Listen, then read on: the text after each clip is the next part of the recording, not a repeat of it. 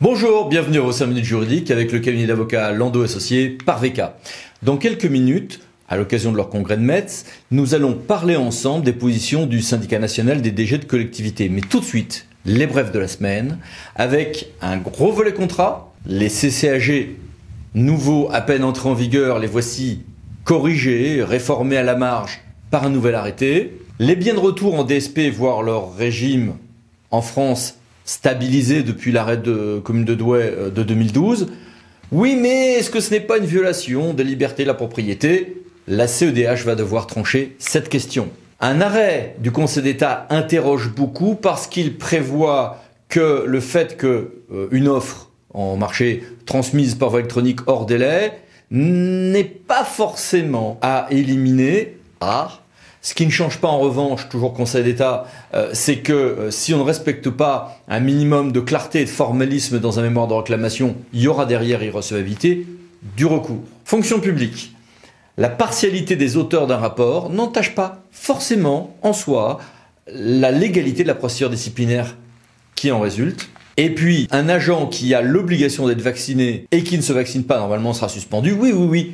Sauf s'il est en congé de maladie, nous précise un TA. Le calendrier des élections au CNFPT a été fixé par arrêté et pour les magistrats de TACA, devrait s'ouvrir une possibilité d'accès en détachement comme aide des requêtes en service extraordinaire. Enfin, arrêt du Conseil d'État, un entretien d'évaluation professionnelle, même mal vécu par l'agent, n'est pas a priori un accident de service. Deux informations en matière de documentation. 1. On les attendait depuis 2019, mise à jour des remarquables tables analytiques du Conseil constitutionnel. Et puis, on a eu un décret, puis la mise en ligne de ces deux nouvelles bases d'open data des décisions de justice, qui ont vocation à être très larges, à recouvrir toutes les décisions de justice. Ça s'appelle Judi Libre pour la cassation, et c'est plutôt pas mal. Ça s'appelle Décision de la justice administrative, accessible depuis le site du Conseil d'État pour le droit public. Et comment dire, on est nombreux dans le petit monde des publicistes à être très malheureux, je ne sais pas si c'est votre cas, mais à être très malheureux de ce que cela donne pour l'instant. Conseil d'État toujours, un arrêt qui nous dit qu'il n'y a pas de retrait de subventions sans contradictoire, c'est pas nouveau, mais ça s'applique aussi quand le bénéficiaire de la subvention est une personne publique, en l'occurrence une communauté d'agglomération qui recevait une subvention de l'agence de l'eau.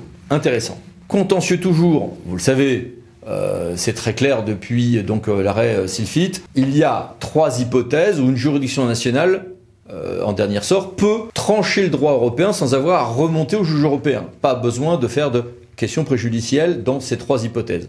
Oui, mais ces trois hypothèses, la juridiction nationale vient de nous dire, la grande chambre de la CJUE, doivent être très clairement examinées et dans les motifs de la décision de la juridiction nationale, on doit avoir une indication claire de la raison pour laquelle il n'y a pas eu question préjudicielle de poser à la CJUE. Contentieux toujours. C'est né en fait d'une affaire sur la TOM excédentaire comme il y en a eu plein. Sauf que la TOM était illégale à la date de la délibération, mais pas à la date où on allait lever l'impôt.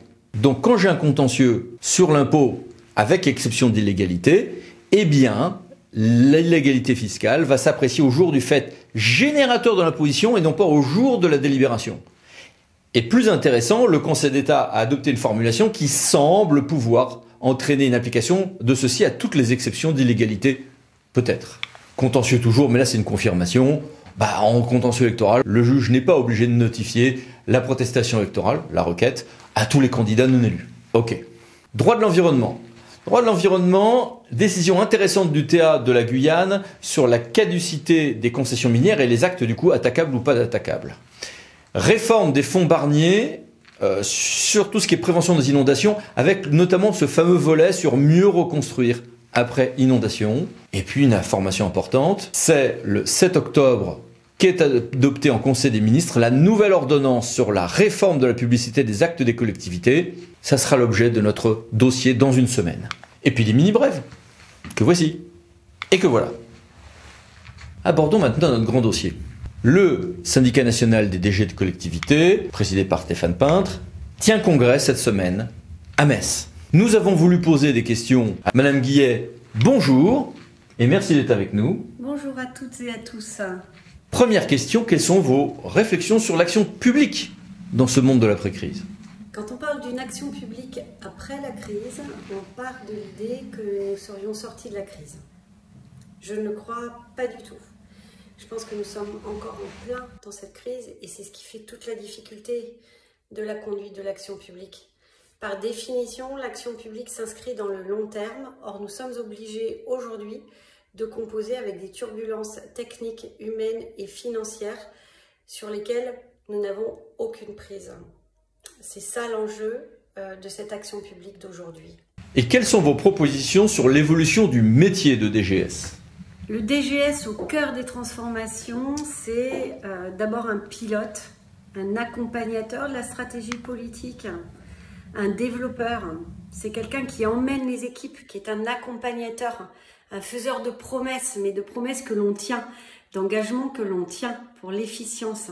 C'est quelqu'un aussi qui est évidemment en capacité de prendre en charge la complexité de l'environnement territorial aujourd'hui. Et puis c'est aussi quelqu'un qui sait rester humble, parce qu'on le voit, en pleine crise sanitaire, eh bien l'humilité est un atout fondamental. Merci, au revoir. Eh bien merci, au revoir. Et merci à vous. À bientôt pour une nouvelle vidéo, les 5 minutes juridiques par Lando Associés pour VK. Pensez à vous abonner. Merci, au revoir.